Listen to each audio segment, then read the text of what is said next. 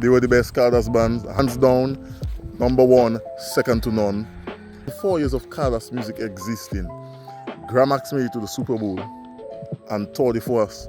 So many great accolades these guys have achieved, and that's why I pay tribute to them, because I believe they did not get enough flowers for all the work that they did.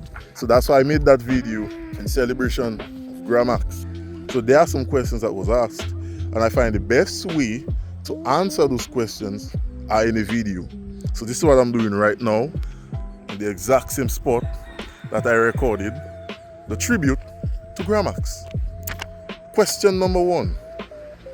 Was this AI? Very good question. No, it was not. Only kind of AI that was used was, in the 70s and the 80s, those guys had to all be in one room, mic up their instruments. The song is 7 minutes. Those guys have to play 7 minutes straight. And if a mistake is made, they have to start over. Fortunately for me, we live in a digital world, so when I make a mistake on one instrument, I can start over until I get everything right and I can move on to the next instrument. So that's the only form of artificial intelligence that was used. But the way it is used today is not how I used it. Number 2, are you related to Jeff? No, I am not. I just have the ability to see and hear something and emulate it.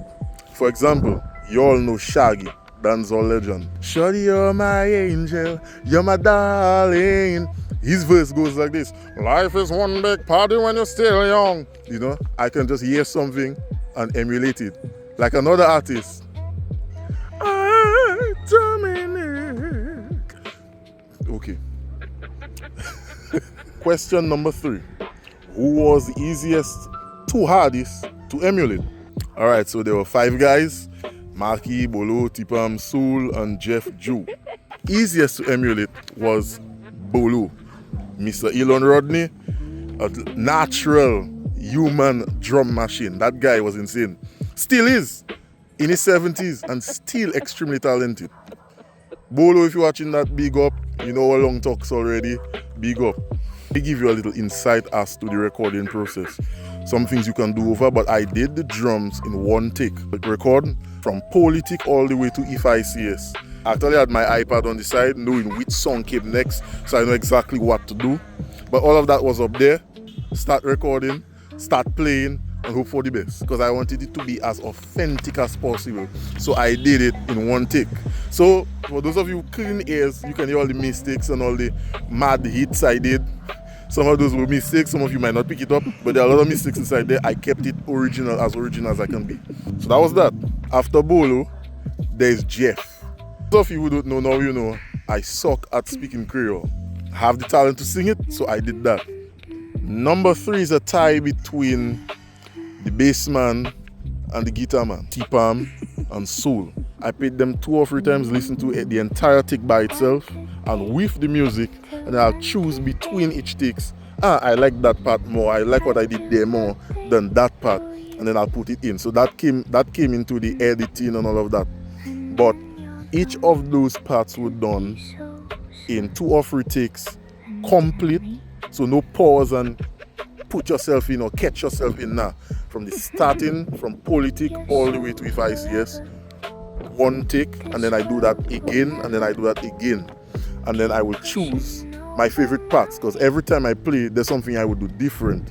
And then I'll just copy that. Like I said, I want it to be as authentic as possible, because when those guys played, that's how they did it. So I wanted it to sound as close and as organic as possible. So I did it that way.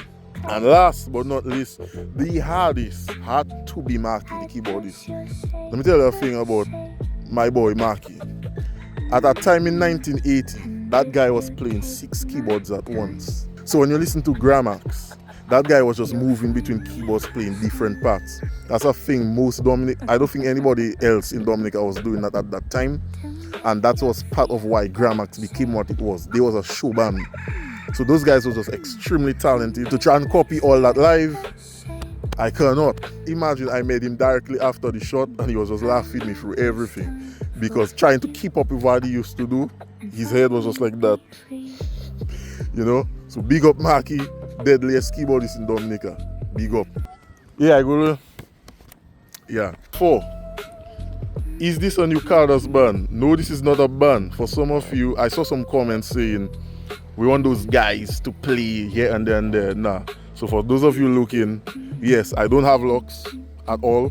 I don't have locks. That was just costume design to, like I said, emulate the guys. But no, this is not a band. This was just me dressing as each of those guys to try and put on the show as much as I can.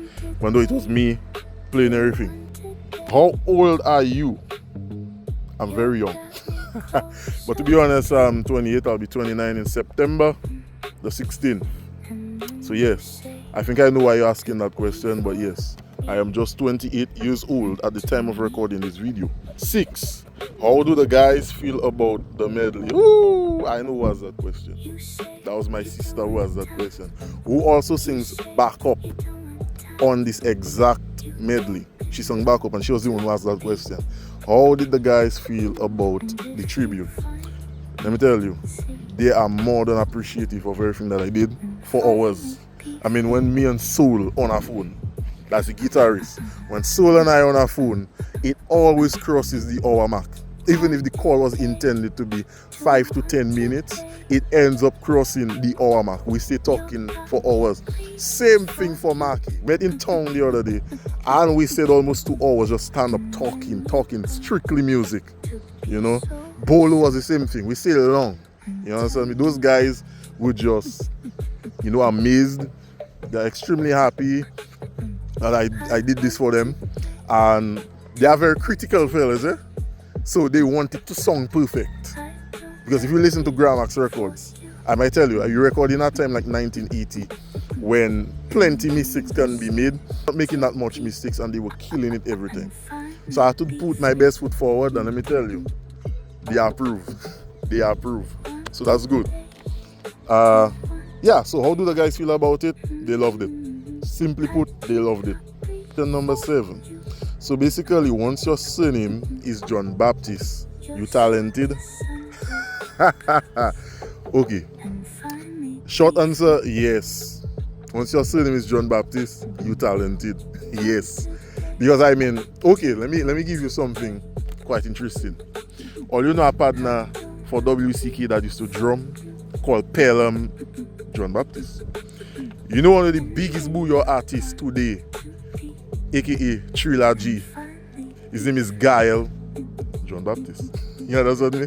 So yeah, I think you can say once your surname is John Baptist, you're talented. You know one of the deadliest lead singers for WCK, a guy by the name of Nai. His name is Nigel John Baptist.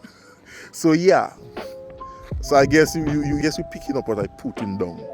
If your surname is John Baptist, you become talented. So if you are a woman and you want to have talent, marry a guy and his name is John Baptist. Number 8. How long was production? Okay. So production, if you put all the days together, it took basically 7 days. Yeah. Number 9.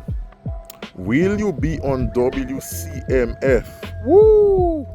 Well, if they want me to be, of course.